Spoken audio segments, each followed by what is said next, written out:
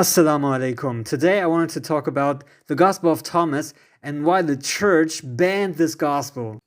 Now, the Gospel of Thomas is an apocrypha according to the church, so neither Catholics, Protestants, nor Orthodox Christians accept this gospel as canon.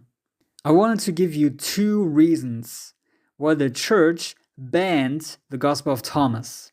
So before I give you my first reason, you should know that the Gospel of Thomas contains 114 sayings of Jesus, peace be upon him. Now look at number 15.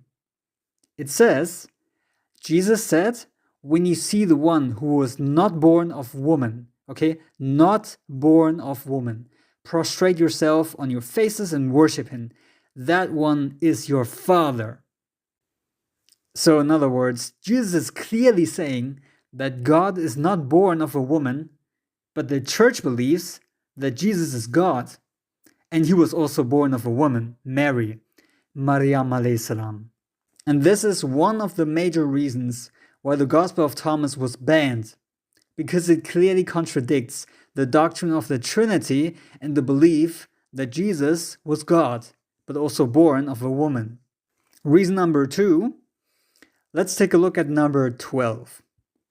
So the disciples said to Jesus that we know that you will depart from us. Who is to be our leader? And Jesus answered, wherever you are to go to James the righteous, James the just, for whose sake heaven and earth came into being. Now James the just was the brother of Jesus and the first bishop of Jerusalem.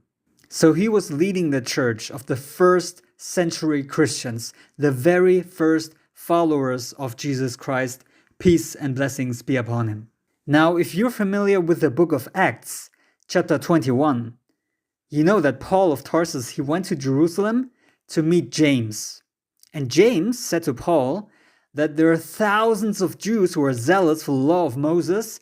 The law means the Torah.